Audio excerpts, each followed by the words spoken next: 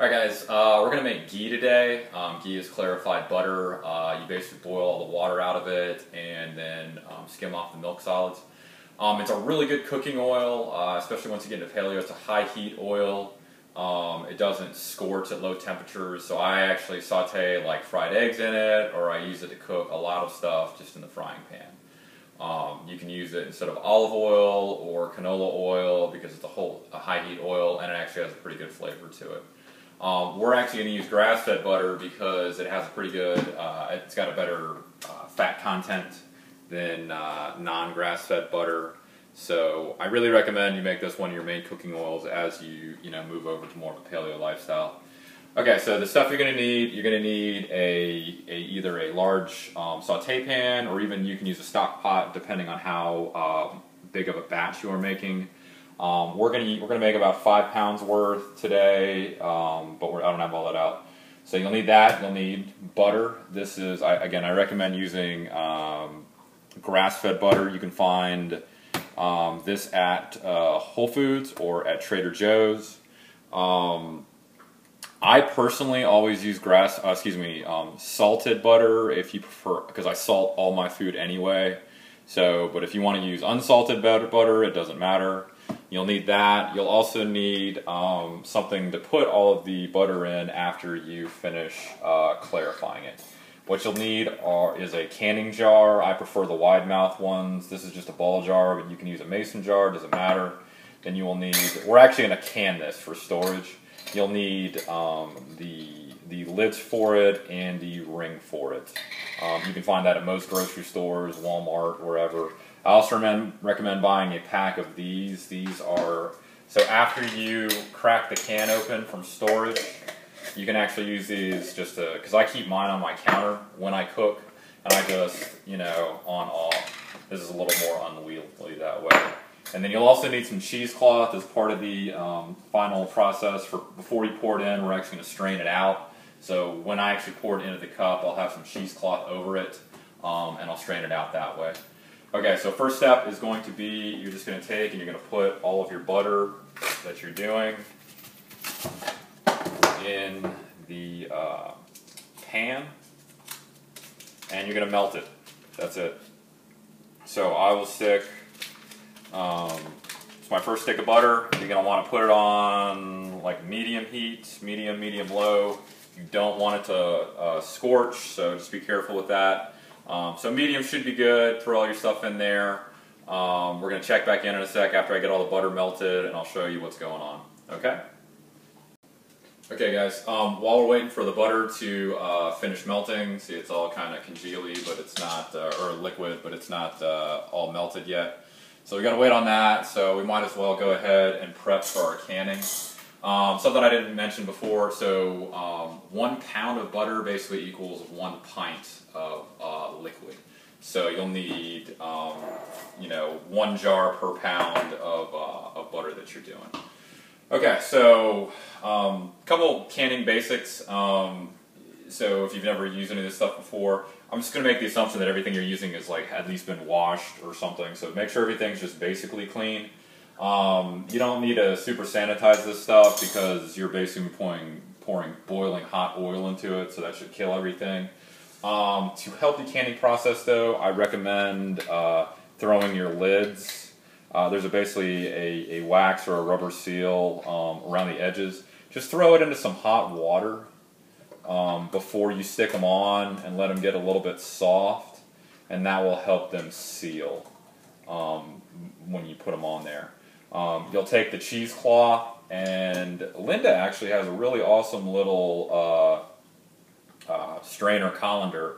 I really like this. I'm going to get one of these for my house, or I'm going to swipe hers.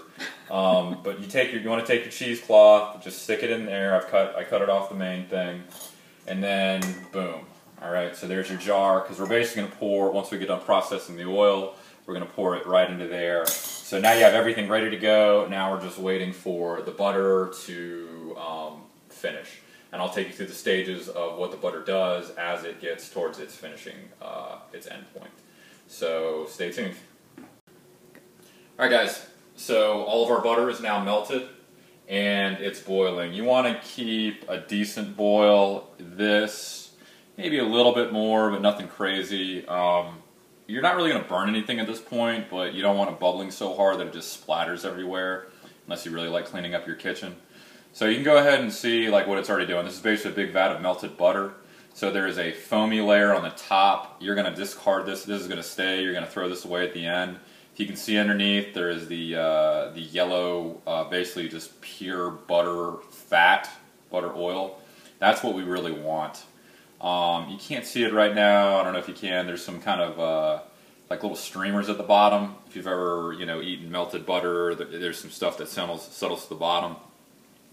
That stuff's actually going to stick to the bottom of the pan, and that's what actually gives it the nutty flavor to the ghee. Because once the water finishes boiling off, it's going to start toasting that stuff at the bottom, and that's what we're really going to get some flavor from. So we're going to just sit here, let the thing boil until all the water boils out. You know, you'll be able to see steam coming off of it. For me, if you've ever deep fried anything, I think of like oil bubbling as small bubbles. When water bubbles, it's like big bubbles. So once you'll be able to tell once all the water comes out, because one, the bubble size changes in my opinion, and then two, this is where the clarified part comes from. You'll actually, if you move the foam over, you can't see it now, you'll be able to see straight to the bottom of the pan, and that's where you get clarified butter. The other threshold, I mean, we don't have smell-o-vision on the video. I think it smells like baking bread or toasted croissants. Actually, it definitely, you can smell the toasting on the bottom. So that's when I smell that, that's usually I say, okay, it's done. We're ready to go. So hold on a sec, and we'll hit a point after we finish our boil, and I'll show you what's going on. Alright guys, so we're back. So we finished our boil, and as you can see all the way to the bottom now, and that's how you know it's ready. Like I said, it also smells like toasted croissants right now, so that's how I knew it was done.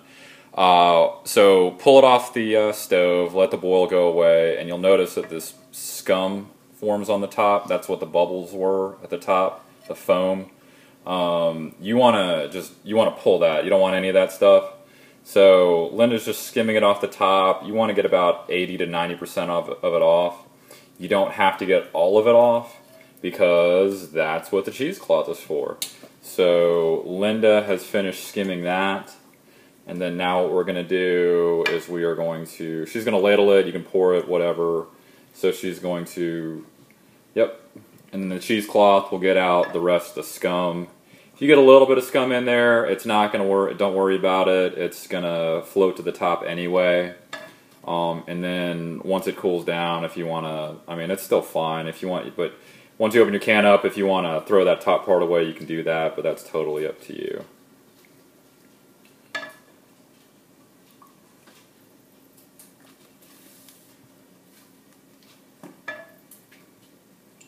Right. So you'll fill up, I usually fill to that bottom line, put a little bit more in. I usually fill to that bottom line, like right where the lid's, right where the neck starts. You want to leave it, I mean, just a little bit of headroom, just so if you end up moving it, it's not going to slosh too much. I would recommend not moving these and just letting them cool first. So now that she's got it filled up to the amount that she wants, we're going to take and we're going to put, so again, in a little bit of hot water, you've got a lid. So take your canning lid, it's going to be hot. Just put it on top, just lay it on top, and then you take a ring. Just screw it down, don't super screw it, it should be finger tight, so as soon as yep, that's fine. So just screw it down a little bit, and just leave it there, because remember, do not touch it right now with bare hands, because there's boiling hot liquid in that, and glass is an awesome conductor of heat. So it's going to be, I mean, you'll burn yourself if you touch that right now. So any kids, pets, whatever, you want to be careful. So you'll need to leave this sitting out on the counter for a while, just to let it cool, and it will look like butter after that. So right now it's liquid. When you're ready, when it's done canning, it'll go solid, and then you can store it. And the top part, you guys are used to, the thing, as it cools, it'll actually seal back down, and so that won't be, springy like that anymore. And that's how you know it's done and ready to go. So then you can either store it from there, because like I said, we're making like five or six pints of this. Store it from there. When you crack it back out, you know, grab this, and then you can use the plastic lid just on a daily basis. So if you got any questions, let me know, but that's how you make ghee. Good luck.